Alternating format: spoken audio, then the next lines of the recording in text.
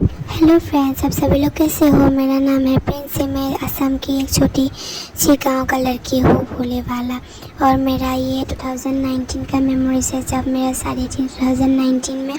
और उसी टाइम का ये फ़ोटोज़ है, मेरे लैपटॉप में थी, इसीलिए आप लोगों को भी दिखाया। वीडियो अच्छी लगी तो लाइक कमेंट शेयर सब्सक्राइब करना मत भूलना। और वीडियो एंड तक देखें, क्योंकि मेरा आसामीज़ में बोलते हैं ना, जब दुल्हन ब्याह होते हैं उसी समय मेरा पानी दूल्हा कहाँ हुआ था। गोलाघाट डिस्ट्रिक्ट का धनसिरी नदी में दूल्हा था मेरा चाची ने। और जब डांस कर रही है, इसीलिए बहुत अच्छा लग रहा है। वीडियो एंड तक देखे, थैंक यू। ये मेरी दीदी है, ये मेरा भाई, दीदी, बहन, सब लोग मेरे साथ फ़ोटो खिंचा रही है। मेरी भी दीदी है, मेरा चाची नाच रही थी, मेरा चाचा नाच रही थी, इतना अच्छा लग रही है ना मेरा बहन।